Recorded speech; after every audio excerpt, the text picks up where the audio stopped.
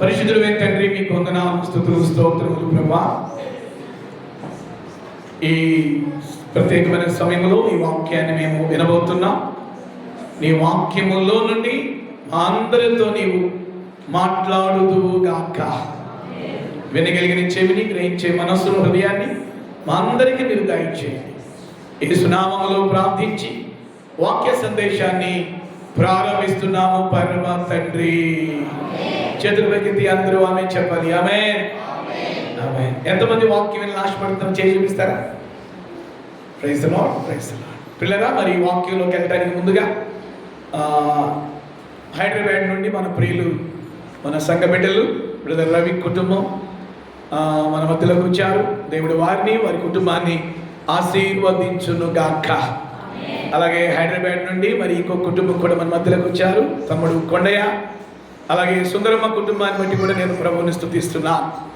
పిల్లరా, మన బిడ్డలు హైదరాబాద్లో వారు వృత్తిరీత్యా బిల్డర్స్గా పనిచేస్తూ మరి సంవత్సరానికి ఒక పర్యాయం ఇలా జనవరిలో పిల్లరా మరి కుటుంబంతో సెలవులకు వచ్చి మరి మన మధ్యలో ఆరాధనలో పాల్గొనటం మనకెంతో సంతోషం. మరి బిడ్డలు, వారి కుటుంబాలు, వారి పనులన్నిటినీ దేవుడు ఆశీర్వదించునుగాక. స్తోత్రం చెప్పండి. హల్లెలూయా. రైట్. పరిశుద్ధ గ్రంథంలో నుండి కీర్తనల గ్రంథము 81వ కీర్తన 11వ వచనాన్ని మనం చదువుకుందాం. కీర్తనల గ్రంథము 81వ కీర్తన 11వ వచనాన్ని చదువుకుందాం. The book of Psalms 81 chapter 11 verse. అందరూ తెరవండి. కీర్తనల గ్రంథము 81వ కీర్తన 11వ వచనం. అయినను అయ్యో అయ్యో 11వ వచనం చదువు. అయినను నా ప్రజలు నా మాట ఆలకింపకపోయిరి, ఇశ్రాయేలు నా మాట వినకపోయిరి. 13వ వచనం కూడా చదవండి. అయ్యో అయ్యో నా ప్రజలు నా మాట వినిన ఎడల, ఇశ్రాయేలు నా మార్గములను అనుసరించిన ఎడల ఎంతో మేలు. ఆ మాట చెప్పండి. ఎంతో మేలు అనండి. చెయ్యెత్తి చెప్పాలి. ఎంతో మేలు. ఎంతమందికి దేవుని ద్వారా మేలు పొందాలని ఆశ ఉంది? చెయ్యెత్తుతారండి, చూడాలి. మేలు పొందాలి అంటే అందరికీ ఆశే. మేలు పొందాలి అంటే అందరికీ సంతోషమే. మీ దృష్టి అంతా వాక్యం మీదే ఉండాలి. మేలు పొందాలి అంటే ఆనందం, సంతోషం దేవుడు ఇస్తాడు, ఇస్తాడు, ఇస్తాడు, ఇస్తాడు. మొన్న జనవరి 1న వాగ్దానాలు తీసుకునేటప్పుడు మీ ముఖాల్లో ఉన్న ఆనందం చూడాలి. ఒక్కొక్కళ్ళ ముఖాల్లో 1000 వోల్ట్స్ ఆ ముఖంలో ఆ కాంతి, ఆ ఆనందం, సంతోషం కనబడింది. ఈ సంవత్సరం దేవుడు నాకే వాగ్దానం ఇస్తాడు, ఈ సంవత్సరం దేవుడు నా భర్తకే వాగ్దానం ఇస్తాడు, ఈ సంవత్సరం దేవుడు నా పిల్లలకే వాగ్దానం ఇస్తాడు. పిల్లల వాగ్దానం పట్టుకునేటప్పుడు ఎంత ఆనందం, ఎంత సంతోషం. ప్రియమైనటువంటి దేవుని బిడ్డలారా, ఆ వాగ్దానాలు మీ జీవితంలో నెరవేరాలి అని దేవుడు కోరుతున్నాడు. వాగ్దానాలు తీసుకోవటంలో ఎంత సంతోషపడుతున్నామో ఆ వాగ్దానాలు మీ జీవితంలో నెరవేరాలి. చెప్పాలి. నెరవేరాలా వద్దా? గట్టిగా చెప్పాలి. వాగ్దానాలు ఏమవ్వాలి? ఆ వాగ్దానాలు ఆ స్టిక్కర్ మీద చూసుకుంటూ ఉంటే దానివల్ల నీకే మేలు ఉండదు. చూడండి,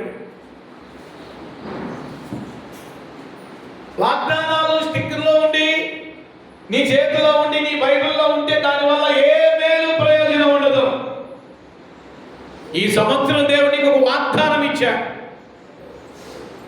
మీకైనా, నాకైనా, సంఘానికైనా ఎన్నో వాగ్దానాలు ఇచ్చాడు. ఆ వాగ్దానాలు బైబిల్లోనే పరిమితం కాకూడదు. ఆ వాగ్దానాలు ఏమవ్వాలి అంటే ఈ సంవత్సరం మీరు ఏ వాగ్దానం అయితే తీసుకున్నారో ఆ వాగ్దానం ఖచ్చితంగా నెరవేరాలి. ఆమె చెప్పండి హల్లెలూయా. చెప్పండి హల్లెలూయా. జకర్యా గ్రంథంలో దేవుడు అంటాడు, నేను చెప్పిన మాట నెరవేర్చడానికి నేను ఆతురపడుతున్నాను అంటాడు. నా బిడ్డలకు నేను ఇచ్చిన వాగ్దానం నెరవేర్చడానికి నేను ఆసక్తితో ఉన్నాను అంటున్నాడు దేవుడు. ఎందుకు కొంతమందికి దేవుడు వాగ్దానాలు ఇచ్చి కూడా ఎందుకు ఆలస్యం చేస్తున్నాడు అంటే, ఒక ముఖ్యమైనటువంటి పాయింట్ ఈరోజు మీకు చెప్తా, జాగ్రత్తగా నాలి. ఆ ముఖ్యమైన పాయింట్ ఏమిటి అంటే 81వ కీర్తనలో 11వ వచనములో ఒక మాట ఉంది, 13వ వచనంలో కూడా ఒక మాట ఉంది. 11వ వచనంలో రాయబడిన మాట ఏమిటి అంటే, నా ప్రజలు నా మాట ఆలకింపకపోయిరి అంటాడు. ఇంకొక మాట కూడా ఏమంటాడంటే 11వ వచనములో, 81వ కీర్తన 11వ వచనములో, నా ప్రజలు నా మాట వినకపోయిరి అంటాడు. జాగ్రత్తగా వినాలి. ఈ 11వ వచనములో 2 మాటలు అంటాడు. ఒకటి, నా ప్రజలు నా మాట ఆలకింపకపోయిరి. చెప్తారా నోరు తెరిచి? ఏం చేయకపోయారంట? ఆలకింపకపోయారంట. రెండవ మాట అంటున్నాడు, నా మాట వినకపోయిరి అంటున్నాడు. నా ప్రియమైనటువంటి దేవుని బిడ్డలారా, దేవుని వాక్యము ద్వారా పదే పదే దేవుడు నీతో మాట్లాడతాడు. జాగ్రత్తగా మీరు ఆలకించాలి. అమ్మా, అయ్యా, పదే పదే దేవుడు నీతో మాట్లాడుతున్నాడు వాక్యం ద్వారా. నువ్వు లెగిసిన వాక్యం ద్వారా మాట్లాడుతున్నాడు, కూర్చున్న వాక్యం ద్వారా మాట్లాడుతున్నాడు, నువ్వు కిచెన్లో పని చేసుకుంటున్న వాక్యం ద్వారా మాట్లాడుతున్నాడు. నువ్వు ఏ పని చేస్తున్నా, ఉద్యోగస్తుడు అయితే నువ్వు ఉద్యోగంలో ఉన్నప్పుడు నీతో మాట్లాడుతున్నాడు. ఏదైనా వ్యాపారం చేసుకునే వ్యక్తి అయితే ఆ పనిలో దేవుడు నీతో మాట్లాడుతున్నాడు. ఏ పని నువ్వు చేస్తున్నా దేవుడు నీతో పదే పదే మాట్లాడుతున్నాడు. మారు మనసు పొంది బాప్తీసం తీసుకున్న నాటి నుంచి ప్రతిరోజు ప్రభు నీతో మాట్లాడుతున్నాడు. ఇక్కడ దేవుడే అడుగుతున్నటువంటి మాట ఏమిటి అంటే, నేను మాట్లాడుతున్నా, నా ప్రజలు నా మాట ఆలకించట్లేదు అంటున్నాడు. నా సేవకుడి ద్వారా, నా సేవకురాల ద్వారా, యూట్యూబ్ ద్వారా, టెలివిజన్ ద్వారా నేను మాట్లాడుతున్నాను నా వాక్యం. అయితే నా ప్రజలు ఎలాగున్నారు అంటే, నా మాట ఆలకించలేని స్థితిలో ఉన్నారు అంటున్నాడు దేవుడు. ఇంకొక సాక్ష్యం కూడా చెప్తున్నాడు దేవుడు. ఏమని అంటే, నా మాట వినటం లేదు అంటున్నాడు. పిల్లరా, మాట ఆలకించట్లేదు అంట, మాట వినటం లేదు అంట. నా వైపు చూడాలి అందరూ కూడా. నేను మీకు వాక్యం చెప్పేటప్పుడు కొందరు ఆలకించే స్థితిలో ఉండరు. వాళ్ళు చూసి నా వైపు చూస్తున్నప్పటికీ మీ ఆలోచనలు ఎక్కడో తిరుగుతున్నాయి. మీరు నా వైపు చూస్తున్నప్పటికీ, మీరు మందిరంలో ఉన్నప్పటికీ, ముసుగులేసి కూర్చున్నప్పటికీ, చక్కగా భయభక్తులతో బాస పట్టేసుకుని కూర్చున్నప్పటికీ, మీరు కుర్చీలో కూర్చున్నా, నేలలో కూర్చున్నా, నా వైపు చూస్తూ మీరు వింటున్నా, మీరు ఆలకించే విషయంలో నిజంగా పిల్లరా ఎక్కడెక్కడికో నీ ఆలోచనలు వెళ్తున్నాయి. వాస్తవం కదా? ఎక్కడెక్కడికో నీ తలంపులు వెళ్ళిపోతున్నాయి, ఎక్కడెక్కడికో నీ హృదయం వెళ్ళిపోతుంది. ఇంగ్లీష్లో ఒక సామెత ఉంది, mind is absent, body is present. మనిషి ఇక్కడే ఉన్నాడు, కానీ వాడి మనసు ఎక్కడెక్కడో తిరుగుతూ ఉంది. ఎప్పుడెప్పుడు అయ్యగారు వదిలిపెడతాడా, వెళ్ళిపోతామని చూసుకునే బ్యాచ్ కూడా ఉంటారు. స్తోత్రం చెప్పండి హల్లెలూయా. అంటే పిల్లరా, వాక్యాన్ని ఆలకించలేని స్థితి, వాక్యాన్ని ఆలకించలేని స్థితిలో సంఘం ఉంటుంది. రెండవదిగా, ఆ విన్న వాక్యానికి పిల్లరా ఆ దేవుని మాట వినని స్థితిలో సంఘం ఉంటుంది. దేవుడు బాధపడుతున్నాడు ఇక్కడ. అసలు ఈ కీర్తన ఎవరు రాశారో తెలుసా? ఆసాపు అనే వ్యక్తి రాశాడు. ఈ ఆసాపు ఎవరయ్యా అంటే, దావీదు కాలములో పిల్లరా దేవుని ఆరాధించడానికి దావీదు చేత నియమించబడిన పెద్ద గాయకుడు. పాటలు రాస్తాడు, ఆరాధన చేస్తాడు.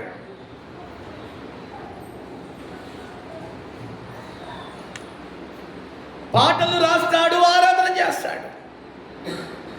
ఇలాంటి వ్యక్తి బైబిల్ గ్రంథంలో 12 కీర్తనలు రాశాడు. అసలు ఇతని స్థితి ఎలాంటిది అంటే అప్పుడు భక్తిగా ఉంటాడు. భక్తిహీనులు చూసినప్పుడు ఆయన కీర్తనలన్నిటిని నేను మీకు చెప్తున్న మాట ఏంటంటే, ఆయన ఇంచుమించు 12 కీర్తనలు రాశాడండి. ఆ 12 కీర్తనలు ఎలా ఉంటాయి అంటే, ఒక కీర్తనలో చాలా ఉద్యమం ఉంటాడు, కొన్ని కీర్తనలో చాలా డౌన్ సెట్లకు వెళ్ళిపోతాడు, కొన్ని కీర్తనలో దేవుని కొరకు వైరాగ్యం కనబడింది, కొన్ని కీర్తనలో ఆది పరిస్థితి కనబడింది. మన జీవితంలో కూడా చూడండి, ఆదివారం అప్పుడు మనం ఎంత బాగా భక్తిగా ఉంటామో, మళ్ళీ సాయంత్రం ఇంటికి వెళ్ళంగానే, మధ్యాహ్నం ఇంటికి వెళ్ళంగానే ఆ భక్తి అనేది మన జీవితంలో కనబడదు, ఆ ఆత్మీయత అనేది మన జీవితంలో కనబడదు. ఆసాపు జీవితంలో కూడా 12 కీర్తనలు రాశాడు. ఆ కీర్తనలో దేవునిలో కొన్నిసార్లు మంటగా ఉన్నాడు, కొన్నిసార్లు తగ్గిపోయాడు, కొన్నిసార్లు వైరాగ్యం కలిగి ఉన్నాడు, కొన్నిసార్లు సూరుమంట ఉంటాడు. లోకస్తులను చూసినప్పుడు, లోకస్తులు మిద్దుల మేడలు చూసినప్పుడు ఇతని స్థితి కంపేర్ చేసుకుంటాడు. దేవుని బిడ్డలు లోకస్తులతో ఎప్పుడు కూడా కంపేర్ చేసుకోకూడదు. స్తోత్రం చెప్పండి, హల్లెలూయా. చేతులకు చెప్పండి, హల్లెలూయా. వాళ్ళకైతే ఉందే, నాకు ఇది లేదే, వాళ్ళు అది కొనుక్కున్నారే, నాకు ఇది లేదే అనేటటువంటి దరిద్రపు ఆలోచన మనకు ఉండకూడదండి. దేవుడు వాళ్ళకి ఇచ్చాడు, దేవానికి స్తోత్రం అని చెప్పు. దేవుడు వాళ్ళకి ఆ సామర్థ్యం ఇచ్చాడు, దేవానికి స్తోత్రం అని చెప్పు. మరి ముఖ్యంగా దేవుని బిడ్డలు మనకి ఏ స్థితిని దేవుడు ఇచ్చాడో ఆ స్థితిని బట్టి మనము సంతృప్తి కలిగి ఉండాలి. వాళ్ళకి ఇచ్చిన దేవుడు నీకు కూడా ఇస్తాడు. వాళ్ళని ఆ స్థితిలో పెట్టిన దేవుడు నిన్ను కూడా ఆ స్థితిలోకి తీసుకెళ్తాడు. నువ్వు కనిపెట్టాలి. ఈరోజు క్రైస్తవ్యం ఎలా తయారయ్యింది అంటే, వాళ్ళకైతే ఉందే, నాకు ఇది లేదే, వాళ్ళని సంపాదించుకుంటున్నా, నాకు ఇది సంపాదించలేదే అని ఇతరులను చూసి ప్రియులారా ఏమవుతున్నారు అంటే నిరుత్సాహపడుతున్నారు. ఈ నిరుత్సాహం ఎక్కడికి తీసుకెళ్తుందంటే, కొన్నిసార్లు దేవుని మందిరానికి కూడా నిన్ను దూరం చేస్తుంది. ఇతరుల వైపు చూడటం ద్వారా నీవు దూరం అయిపోతావు, దేవునికి, మందిరానికి దూరం అయిపోతావు, వాక్యానికి దూరం అయిపోతావు, సహవాసానికి దూరం అయిపోతావు. ప్రియులారా ఓపికతో కనిపెట్టుకోవాలి. ఈ ఆసాపు 12 కీర్తనలు రాశాడు. ఆ కీర్తనలో ఒకప్పుడు చాలా మంటగా ఉంటాడు దేవుని కొరకు. దేవా, నువ్వు గొప్పవాడవి, నువ్వు మహోన్నతుడు, మంచి దేవుడు, గొప్ప దేవుడు, డూమ్ డామ్ అంటాడు. కాస్త మరల లోకస్తులు చూడగానే, ఎందుకయ్యా వాళ్ళు అట్లున్నారు, నేను ఇక్కడ ఇలా ఉన్నాను, వాళ్ళేమో 4 చేతులు సంపాదించుకుంటున్నారు, నా జీవితంలో ఏమీ లేదే అని ఉసూరు మంట కొన్ని మాటలు పలుకుతూ ఉంటాడు. ఆ 12 కీర్తనలు నేను బాగా చదివి, అతనేమో కొన్ని పర్యాయాలు దేవుని కొరకు మంట కలిగి ఉన్నాడు, కొన్ని పర్యాయాలు ఆ మంట తగ్గిపోయింది, ఆ భక్తి తగ్గిపోయింది, ఆ వైరాగ్యం తగ్గిపోయింది, నిరాశ, నిస్పృహ, కృంగుదల. ఇక్కడ నేను మీకు ఒక మాట చెప్తాను, దేవుని బిడ్డలు దేవునినే చూడాలి కానీ మనుషుల వైపు చూడకూడదండి. ఎందుకంటే నీకు ఇచ్చేది మనిషి కాదు, దేవుడు. నిన్ను ఆశీర్వదించేది మనిషి కాదు, దేవుడు. నీ భర్తను, నీ భార్యను, నీ పిల్లల్ని ఆశీర్వదించి వృద్ధి చేసేది దేవుడే, దేవుడే, దేవుడే.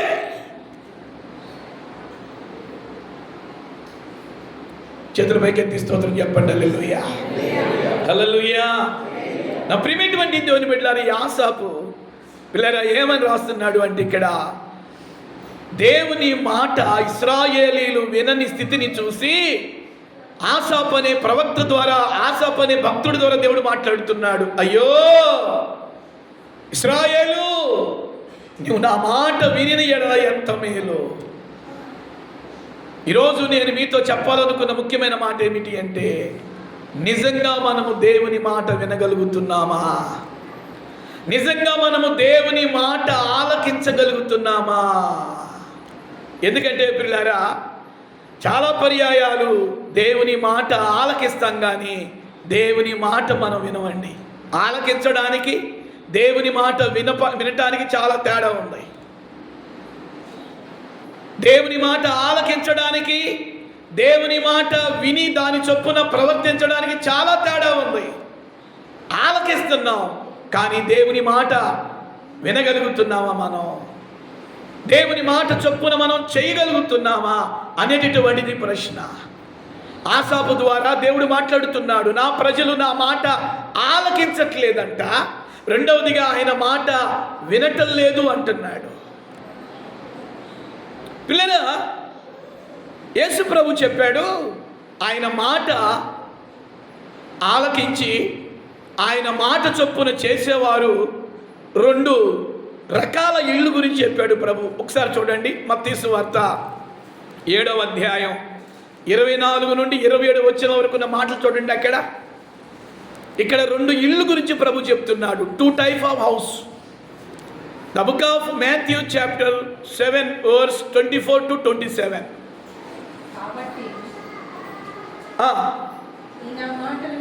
కాబట్టి ఈ నా మాటలు విని వాటి చొప్పున చేయు ప్రతివాడును బండ మీద తన ఇల్లు కట్టుకొనిన బుద్ధిమంతుని పోలి ఉండును. వాన కురిసెను, వరదలు వచ్చెను, గాలి విసిరి ఆ ఇంటి మీద కొట్టెను, కానీ దాని పునాది ఎక్కడ వేయబడిందంట? బండ మీద వేయబడింది కనుక అది పడలేదు. మరియు ఈ నా మాటలు విని వాటి చొప్పున చేయని ప్రతివాడును ఇసుక మీద తన ఇల్లు కట్టుకొనిన బుద్ధిహీనుని పోలియుండును. వాన కురిసెను, వరదలు వచ్చెను, గాలి విసిరి ఆ ఇంటి మీద కొట్టెను, అప్పుడది కోలబడెను, దాని పాటు గొప్పదని చెప్పాను. జాగ్రత్తగా నన్ను నా వైపు చూడండి పిల్లలు. ఇక్కడ యేసు ప్రభు 2 ఇళ్ళు గురించి చెప్తున్నాడు. ఒక ఇల్లు ఏమో బండ మీద కట్టబడ్డ ఇల్లు అంట రవి, ఇంకొక ఇల్లేమో ఇసుక మీద కట్టబడిన ఇల్లు అంట. సంఘంలో కూడా 2 రకాల ప్రజలు ఉన్నారు. వారికి ఎంత వాక్యము వినబడుతున్నప్పటికీ వారి ఆత్మ సంబంధమైన జీవితమైన ఇంటిని ఇసుక మీదే కట్టుకునేటటువంటి వారు ఉన్నారు. ఇంకొకరు ఎవరున్నారంటే వాక్యం వినే కొద్ది బండ మీద కట్టుకునేటటువంటి విశ్వాసులు కూడా ఉన్నారు. పిల్లలు, ఇక్కడ బండ స్థిరత్వాన్ని చూపిస్తుంది, ఇసుక బలహీనమైనటువంటి స్థితిని చూపిస్తుంది. చూడండి, కొంతమంది ఎంత వాక్యం విన్నా ఆత్మీయ జీవితంలో బలహీనంగా ఉంటారు. వాళ్ళ మాటలు బలహీనంగా ఉంటాయి, వాళ్ళ క్రియలు బలహీనంగా ఉంటాయి. అరే, ఇంత శ్రేష్టమైన వాక్యం మీకు వినబడుతున్నప్పటికీ వాళ్ళ మాటల్లో మార్పు ఉండదు, వాళ్ళ క్రియల్లో మార్పు ఉండదు, వాళ్ళ బుద్ధిలో మార్పు ఉండదు, స్వభావంలో మార్పు ఉండదు. ఏదో మందిరానికి ఆదివారం కాబట్టి రావాలి, ఏదో ఆదివారం కాబట్టి తలస్నానం చేయాలి, మంచి బట్టలు వేసుకోవాలి, బైబిల్ తీసుకోవాలి, మందిరానికి రావాలి. ఒక నామకార్థమైనటువంటి స్థితి. ఇంత వాక్యం మీకు వినబడుతున్నా మీ ఆత్మీయ జీవితాలు బలహీనంగా ఉండటానికి ఏమాత్రము వీలు కుదరదండి. దేవునికి మీరు లెక్క చెప్పాలి. మన మందిరములో శ్రేష్టమైన ఆరాధన ఉంది, మన మందిరములో శ్రేష్టమైన ప్రార్థన ఉంది, మన మందిరములో శ్రేష్టమైనటువంటి వాక్యము నీ చెవులకు వినబడుతుంది. ఇంత శ్రేష్టమైన వాక్య ఉపదేశములో దేవుడు నిన్ను పెంచుతున్నా ఇంకా నీ జీవితము బండ మీద కట్టబడ్డ ఇంటిని పోలి ఉండాల్సింది బదులు ఇసుక మీద కట్టబడిన ఇంటిని పోల్చదగిందిగా కనబడుతుంది అంటే ఎంత విచారం అండి, ఎంత బాధాకరం అండి. ఈరోజు మిమ్మల్ని మనందరినీ ప్రభు అడుగుతున్నాడు, నీ ఆత్మీయ జీవితము బండ మీద కట్టబడ్డ ఇల్లులాగుందా లేక ఇసుక మీద కట్టబడ్డ ఇల్లులాగుందా? దీని అర్థం ఏమిటి అంటే, ఇసుక మీద కట్టబడ్డ ఇల్లు దాని అర్థం ఏంటంటే వాక్యము వింటారు, వాక్య ప్రకారము ప్రవర్తించరు. బండ మీద కట్టబడ్డ ఇల్లు పోల్చడం అంటే ఏంటి? వాక్యము వింటారు. దైవజనుడి ద్వారా దేవుడు ఏ వాక్యం అయితే మాట్లాడాడో, దైవజనుల ద్వారా దేవుడు ఏ వాక్యం అయితే మాట్లాడాడో ఆ వాక్యము వింటారు. నా వైపు చూడండి, ఆ వాక్యానికి లోబడతారు.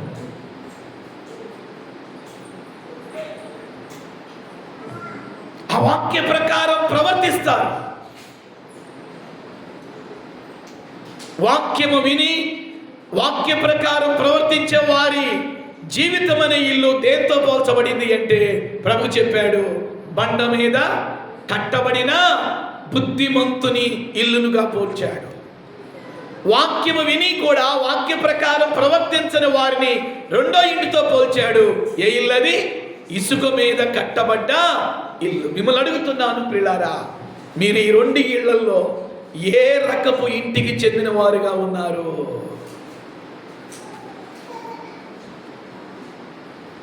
ఇక్కడ వాక్యానికి తక్కువ లేదు, సమృద్ధిగా వాక్యం ఉంది మనకి. ఇక్కడ శ్రేష్టమైన ఉపదేశాన్ని దేవుడిచ్చాడు మనకి. ఇక్కడ ఉపదేశము నీకు వింటున్న ఉపదేశానికి నీవు చెవి ఇస్తున్నా, ఇంకా నీ జీవితంలో భక్తిలో బలహీనత, విశ్వాసములో బలహీనత, ప్రార్థనలో బలహీనత, ఉపవాసములో బలహీనత, దేవుని మందిరానికి టయానికి వచ్చే విషయంలో కూడా ఒక ఆలస్యత్వం, అలసత్వం. పిల్లరా, ఇలాంటి స్థితి మన జీవితంలో దేని చూపిస్తుంది అంటే ఇసుక మీద కట్టబడిన బుద్ధిహీనుని ఇంటిని పోల్చుతూ ఉంది బైబిల్లో. ఈరోజు మిమ్మల్ని రెండు ప్రశ్నలు అడుగుతున్నాడు దేవుడు. బిడ్డ, నీవు బండ మీద కట్టబడ్డ స్థితిలో నీవు ఉన్నావా? బండ మీద కట్టబడ్డ స్థితి అంటే ఏంటి? ప్రభు చెప్పాడు, ఆ బండ మీద కట్టబడ్డ ఇంటి మీదకి వానొచ్చినా, వరదొచ్చినా, ఉప్పెన వచ్చినా, ఆ వరద దాటికి, ఆ గాలి దాటికి, ఆ తుఫాను దాటికి ఆ ఇల్లు నిలబడిందంట. కారణం ఏంటి? ఆ ఇల్లు ఎక్కడ కట్టబడింది? చెప్పాలి, ఎక్కడ కట్టబడింది? బండ మీద కట్టబడింది. ఎంత గాలి వచ్చినా అది కదలలేదంట. ఎన్ని శ్రమలు వచ్చినా కదలలేదు, ఎన్ని కష్టాలు వచ్చినా కదలలేదు, ఎన్ని ఆర్థిక ఇబ్బందులు వచ్చినా కదలలేదు, ఎన్ని దెబ్బ మీద దెబ్బ తగులుతున్నా దేవుణ్ణి వదిలిపెట్టలేదు. బండ మీద కట్టబడ్డ ఇంటి వలె మన భక్తి ఉండాలి అని దేవుడు కోరుతున్నాడు. రెండవ ఇల్లుని గురించి ప్రభు చెప్పాడు, ఇసుక మీద కట్టబడ్డ ఇల్లు. ఎవరయ్యా అంటే మీరు వాక్యం వింటారు కానీ వాక్య ప్రకారం ప్రవర్తించరు. ఆ మాట చెప్పండి. వాక్యం వింటారు కానీ, చెప్పాలి, నో తెరవండి ప్లీజ్, ఓపెన్ యువర్ మౌత్. వాక్యం వింటారు కానీ, పాస్టర్ గారు భలే చెప్పాడండి, పాస్టమ్ గారు భలే చెప్పిందండి, ఈరోజు నిజంగా దేవుడే మాట్లాడాడండి అనుకుంటాం. కానీ ఏ వాక్యం ద్వారా దేవుడు నీతో మాట్లాడాడో దానికి నువ్వు లోబడు. పాస్టర్ గారు బాగా మాట్లాడాడు, పాస్టర్ గారు బాగా మాట్లాడిందని మెచ్చుకుంటావే కానీ వాక్యము ద్వారా దేవుడు నిన్ను హెచ్చరించాడు, వాక్యం ద్వారా దేవుడు నిన్ను సరిచేశాడు, వాక్యం ద్వారా దేవుడు నిన్ను గద్దించాడు. ఆ గద్దింపుకి, ఆ మాటకి, ఆ హెచ్చరికకు ఏమాత్రము కూడా లోబడని స్థితి. ఈరోజు క్రైస్తవ సంఘంలో 90% ఎవరున్నారో తెలుసా? ఇసుక మీద ఇల్లు కట్టబడ్డ ఆ జీవితాలను పోల్చిన వారు ఉంటున్నారండి. ఇసుక మీద ఇల్లు కట్టబడ్డ వారు ఏమైంది? ప్రభువే చెప్పాడు, ఆయన మాటల్లో వినండి. ఏం చెప్పాడు ఆయన? వాన వచ్చిందంట, వరద వచ్చిందంట, ఉప్పినొచ్చిందంట, తుఫాన్ వచ్చిందంట, ఆ ఇల్లు ఏమైందంట? చెప్పాలి, ఏం చెప్పాడు ప్రభు? ఆ ఇల్లు కూలబడింది. కారణం ఏంటి అంటే అది ఎక్కడ కట్టబడిందండి? ఇసుక మీద కట్టబడింది. పిల్లరా, ఎవరైతే వాక్యం విని కూడా వాక్యానికి లోబడకుండా ఉంటారో, వాక్యం విని కూడా వాక్య ప్రకారం ఎవరైతే ప్రవర్తించకుండా ఉంటారో వారి జీవితాలు ఎలా ఉంటాయో తెలుసా? ఇసుక మీద కట్టబడ్డ జీవితాల వలె ఉంటాయి. ప్రభు చెప్పాడు అక్కడ, ఈ నా మాటలు విని వాటి చొప్పున చేయు ప్రతివారు తమ ఇంటిని బండ మీద కట్టుకొనిన ఆ యొక్క బుద్ధిమంతుని ఇల్లు వలె ఉంటారు అని చెప్పాడు. ఇసుక మీద కట్టబడ్డ ఇల్లుని గురించి కూడా ప్రభు చెప్పాడు. ఈ నా మాటల చొప్పున విని ఆ మాటల చొప్పున చేయని ప్రతివారు ఇసుక మీద కట్టబడ్డ ఆ యొక్క బుద్ధిహీనుని వలె ఉంటారు. ఈరోజు ప్రభు మనతో మాట్లాడుతున్నాడు. నా వైపు చూడండి. మన జీవితాలు బండ మీద కట్టబడిన ఆ యొక్క బుద్ధిమంతుని ఇంటి వలె ఉండును గాక. అలా ఉండాలి అంటే ప్రభు చెప్పాడు, ఈ నా మాటలు. ఆ మాట చెప్పండి కొంచెం గట్టిగా. ఏ మాటలు? ఒకసారి గట్టిగా నోరు తెరిచి చెప్పండి. ఈ నా మాటలు అనండి. ఈ నా మాటలు, ఈ నా మాటలు. దీని అర్థం ఏమిటి అంటే వాక్యం, వాక్యం, వాక్యం. దేవుని వాక్యానికి మీరు లోబడకపోతే, దేవుని వాక్యానికి మీరు విధేయత చూపకపోతే, దేవుని వాక్య ప్రకారం మీరు ప్రవర్తించకపోతే మీ ఆత్మీయ జీవితాలు కూలిపోతాయి. మీ ఆత్మీయ జీవితాలు బలహీనమైపోతాయి. మీ ఆత్మీయ జీవితాలు ఎలా ఉంటాయో తెలుసా? దేవుని మాటలు విని ఆ మాటల చొప్పున మీరు జీవించకపోతే బైబిల్ చెప్తుంది, ఇసుక మీద కట్టబడ్డ ఇల్లు వలె ఉంటాయి. నా బాధ, నా ప్రార్థన ఏమిటి అంటే మన రాఫా బ్లెస్సింగ్ చర్చిలో ఎవరి జీవితాలు కూడా ఇసుక మీద కట్టబడ్డ ఇంటి వలె ఉండకూడదు. చేతులెత్తి ఆమేన్ చెప్పండి. చేతులపైకి ఎత్తండి గట్టిగా. హల్లెలూయా, హల్లెలూయా. దేని మీద కట్టబడకూడదు? ఆ మాట చెప్పండి. దేని మీద అండి? ఇసుక మీద కట్టబడినటువంటి ఇల్లు కానీ ఇల్లు ఉండకూడదు. ఇసుక మీద కట్టబడ్డ ఇల్లు దేని చూపిస్తుంది అంటే వాక్యం వింటారు కానీ వాక్య ప్రకారం ప్రవర్తించరు. బండ మీద కట్టబడ్డ జీవితాలు ఎలాంటివి అంటే వాక్యం వింటారు. నా వైపు చూడండి, ముగిస్తున్నాను. వాక్యం వింటారు, దైవజనుడు వాక్యం చెప్తూ ఉండగానే ఒక తీర్మానంలోనికి వెళ్తారు. దైవజనురాలు వాక్యం చెబుతూ ఉండగానే నాతోనే కదా దేవుడు మాట్లాడింది. నా బలహీనతలను ఎత్తి చూపాడు వాక్యం ద్వారా ప్రభు. నా లోపాలను ఎత్తి చూపాడు ప్రభు వాక్యం ద్వారా. నన్ను వాక్యం ద్వారా దేవుడు సరిచేశాడు. ఆ మాట చెప్పండి. ఏం చేశాడు? కొంచెం గట్టిగా చెప్పండి. ఏం చేశాడు? సరిచేశాడు. ఈరోజు నిజంగా వాక్యం ద్వారా ప్రభు నన్ను హెచ్చరించాడు, నన్ను గద్దించాడు, నన్ను దిద్దాడు, నన్ను సరిచేశాడు అని ఆ చెప్పబడ్డ దేవుని మాటకి వాళ్ళు ఏమవుతారు అంటే తమ్ము తాము అప్పగించుకుంటారు. తమ్మును తాము అప్పగించుకుంటారు వాక్యానికి. ఎన్ని ఆదివారాలు గడిచిపోయి మన జీవితంలో వాక్యానికి లోబడకుండా. వింటున్నారా? ఎన్ని ఆదివారాలు. పిల్లరా, నేను చెప్తాను, మీరు ఏమనుకోపాకండి దయచేసి. నా ఆత్మీయ పిల్లరా, మీరు సక్రమైనటువంటి భక్తిలో మీరు ఉండాలని నా ప్రార్థన. బండ మీద కట్టబడ్డ ఇంటి వలె మీరు ఉండాలని నా ప్రార్థన. చాలా మట్టుకి ఎలా తయారవుతున్నారు అంటే ప్రస్తుతం ప్రజలు ఒక్క ఆదివారం మందిరానికి వెళ్తే సరిపోయిందిలే, ఒక ఆదివారం మందిరానికి వెళ్తే సరిపోయింది, ఒక ఆదివారం భక్తిగా ఉంటే సరిపోయింది. నో. ఒక్క ఆదివారం దైవికంగా ఉంటే సరిపోయింది. నో. ఒక్క ఆదివారం పవిత్రంగా ఉంటే సరిపోయింది. నో.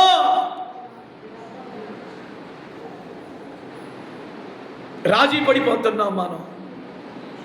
అందుకే చాలా సార్లు మన జీవితాలు ఇసుక మీద కట్టబడ్డ ఇల్లు వలె పోల్చబడుతున్నాయి. బలహీనమైనటువంటి భక్తి, బలహీనమైనటువంటి ప్రార్థన. ఇన్ని సంవత్సరాలు రక్షించబడి కనీసం ప్రార్థన చేయడానికి కూడా నీకు సరైనటువంటి క్రమం రావట్లేదు.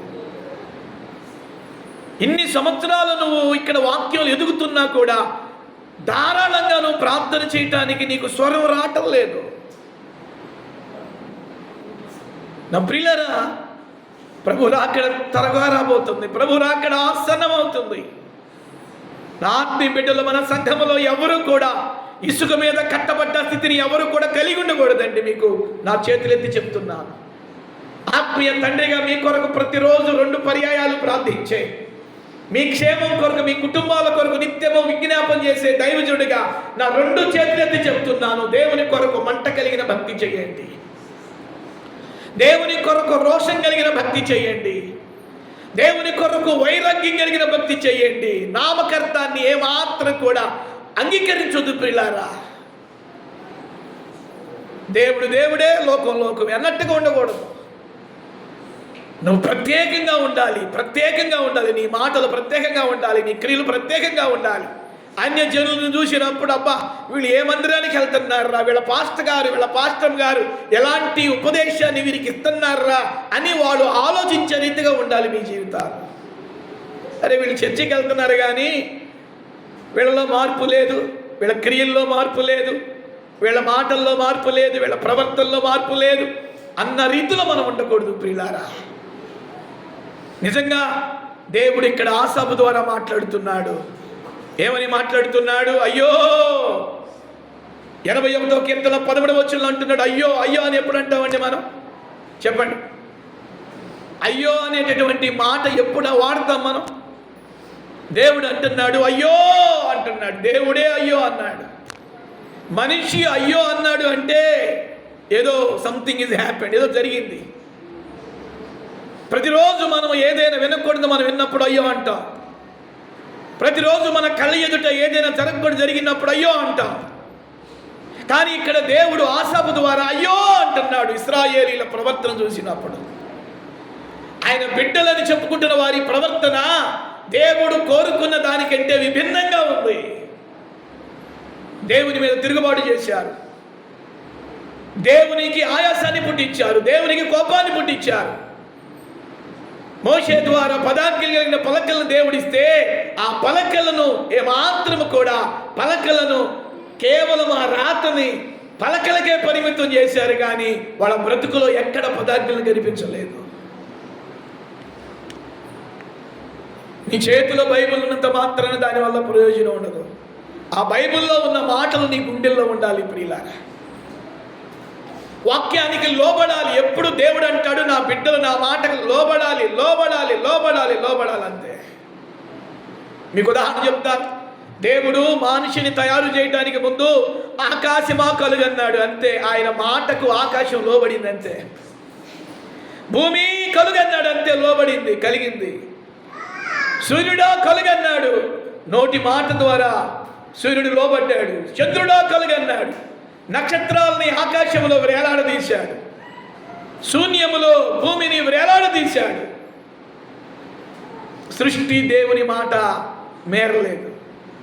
ఇప్పటికీ కొన్ని లక్షల సంవత్సరాల నుండి సృష్టి దేవుని మాట ప్రకారం అలాగే లోబడింది. కానీ ఆయన స్వరూపము చొప్పున చేయబడ్డవాడు, ఆయన పోలిక చొప్పున చేయబడ్డ నరుడు మాత్రం ఎన్నిసార్లు దేవుని మాట మీరుతున్నాడు. దేవుడు ఏది చేయొద్దంటున్నాడు అదే చేస్తాడు. దేవుడు ఏది చూడొద్దంటాడు అదే చూస్తాడు. దేవుడు ఏది మాట్లాడొద్దంటాడు అదే మాట్లాడతాడు. దేవుడు ఏ పనులు చేయొద్దంటాడో అదే పనులు చేస్తాడు. 81వ కీర్తనలో ఆసాపు అనే భక్తుడి ద్వారా తన బాధను పంచుకుంటున్నాడు. అయ్యో, దేవుడే అయ్యో అన్నాడు అంటే మనం ఆలోచించాలి సంగమా. మనిషి అయ్యో అన్నాడు అంటే దానికి ఒక అర్థం ఉంది. కానీ దేవుడే, సృష్టికర్త అయిన దేవుడే మనుషుల ప్రవర్తన చూసినప్పుడు అయ్యో అయ్యో అయ్యో అన్నాడు. అసలు ఎందుకు అయ్యో అన్నాడు? దేవుని ప్రజలు దేవుని మాట ఆలకించలేదు, అందుకే అయ్యో అంటున్నాడు. దేవుని ప్రజలు ఆయన మాట వినలేదు, అందుకే దేవుడు అయ్యో అంటున్నాడు. ఏమంటున్నాడు? అయ్యో, నా ప్రజలు నా మాట ఆలకింపకపోయిరి, అయ్యో నా ప్రజలు నా మాట వినకపోయిరి. అయ్యో ఇశ్రాయేలు, నీవు నా మాట ఆలకించిన ఎడల ఎంత మేలు. ఎందుకు కొంతమందికి మేలు జరుగుతుంది దేవుని ద్వారా? వాళ్ళు దేవుని మాట వింటున్నారు కాబట్టి దేవుని ద్వారా వాళ్ళకి మేలు జరుగుతుంది. నీకెందుకు మేలు జరగటం లేదు అంటే నువ్వు విన్నట్టు నటిస్తున్నావు. కొంచెం ఘాటుగా ఉంది కదా ఈ మాట, పర్లేదు పర్లేదు భరిద్దాం. కొంతమందికి ఎందుకు మేలు జరుగుతుంది? వాళ్ళు దేవుని మాట వింటున్నారు. నీకెందుకు జరగటం లేదు? నువ్వు దేవుని మాట విన్నట్టు నటిస్తున్నావు. దేవుని మాట విన్నట్టుగా నటిస్తున్నావు. భక్తి కలిగిన వాడిగా నటిస్తున్నావు, భక్తి కలిగిన దానవుగా నటిస్తున్నావు. నటించే వాళ్ళకి ఏ మేలు జరగదండి. మేలు పొందుతున్న వారిని చూసి అసూయపడటం, బాధపడటం, రెప్పలెగరేయటం తప్ప నీ జీవితంలో అయ్యో నా జీవితంలో కూడా వారు పొందిన మేలు నేను పొందాలి, వారి జీవితంలో ఎలాంటి మేలు పొందారో నా జీవితంలో, నా బిడ్డల జీవితంలో, నా కుటుంబంలో కూడా ఇలాంటి మేలే పొందాలి అని ఒక ఆశ, తపన నీకుంటే నువ్వు ఖచ్చితంగా నువ్వు వారికిలాగా నువ్వు కూడా దేవుని మాట వింటావు. 3 విషయాలు చెప్తున్నాను. ఆదాము దేవుని మాట వినలేదు.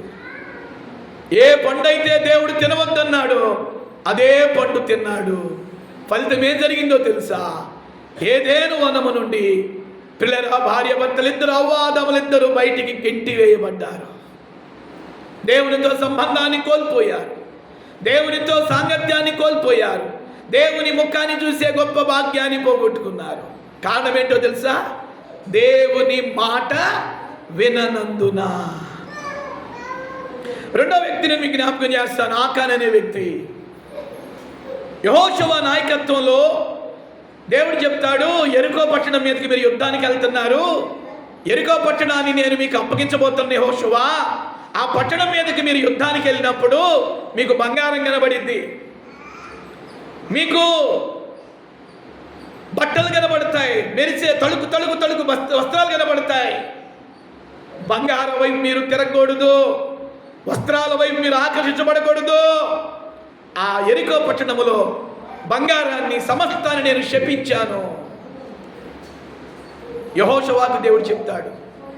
యెహోషువ యుద్ధంకి నిలబడ్డ సైనికులందరూ చెప్తాడు, ఒరే నాయనా, మనకి దేవుడు యెరికో పట్టణం అప్పగించబోతున్నాడు, అయితే మీరు జాగ్రత్తగా యుద్ధం చేసేటప్పుడు మీ కళ్ళకు బంగారం కనబడింది, మీ కళ్ళకు విలువైన షీనారు వస్త్రాలు కనబడతాయి, తళుకులు వెలుకులు మెరుకులు మెరిపించే వస్త్రాలు కనబడతాయి.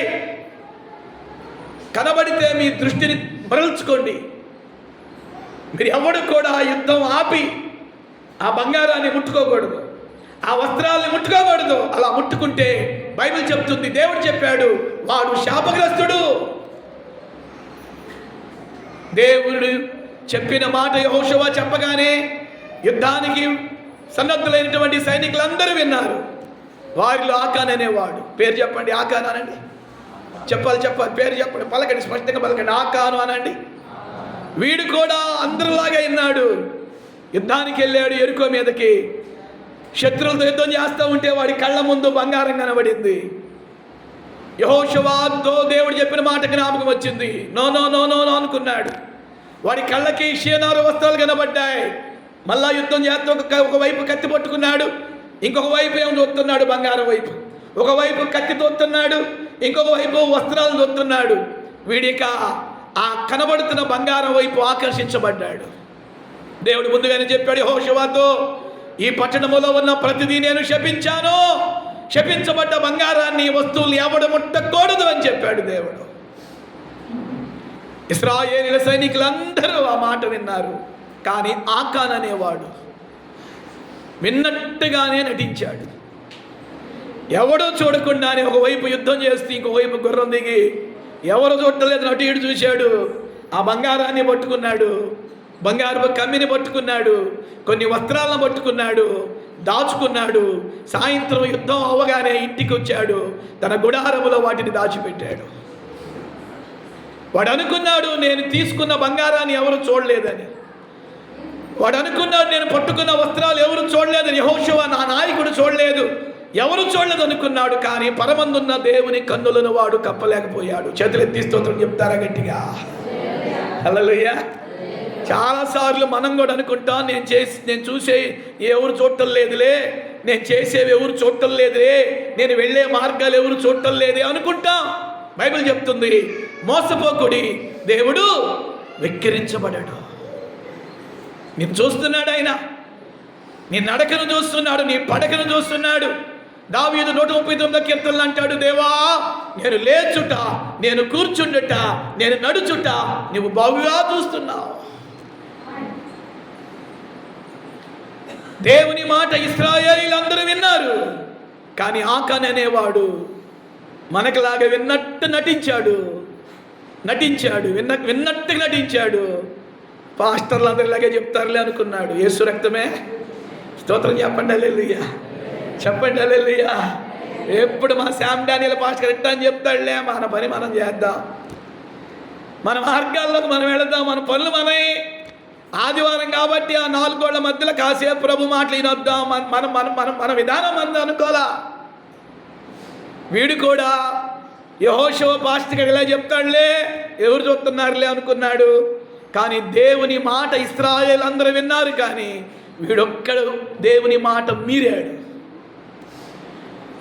శపించబడ్డ బంగారాన్ని, శపించబడ్డ వస్తువుల్ని పట్టుకున్నాడు. అది ఎవరు చూశారో తెలుసా? దేవుడు చూశాడు. చివరికి వాడికి వచ్చిన పనిష్మెంట్ ఏంటో తెలుసా?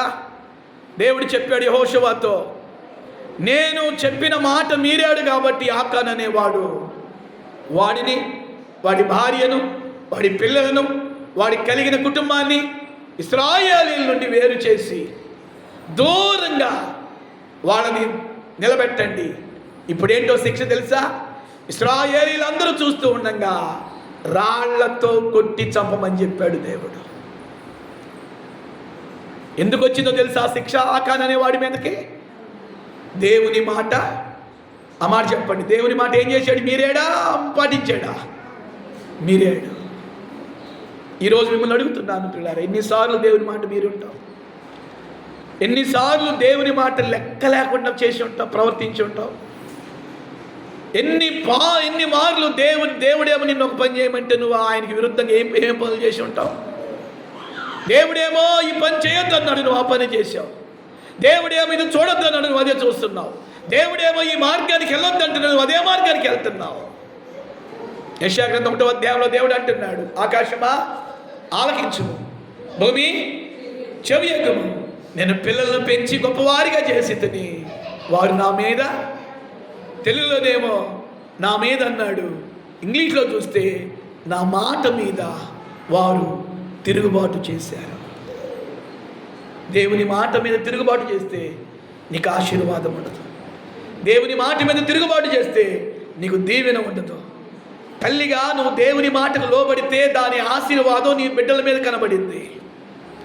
తండ్రిగా నువ్వు దేవుని మాటకు నువ్వు లోబడితే, తల్లిదండ్రులుగా భార్యాభర్తలుగా మీరు దేవుని మాటకు లోబడితే దాని ఫలితం మీ బిడ్డల మీద పనిచేసింది. ఒకవేళ తల్లిదండ్రులుగా మీరు దేవుని మాటకు లోబడకపోతే దాని కష్టతరమైన ఫలము మీ బిడ్డల మీద కూడా పనిచేసింది. ప్రియులారా, నీ బిడ్డలకు ఆశీర్వాదం ఇచ్చే తల్లిగా తండ్రిగా నీ ఉండాలి, కానీ నీ బిడ్డలకు బాధలు కష్టాలు కలుగు చేసే తల్లిగా తండ్రిగా ఉండటానికి వీల్లేదు.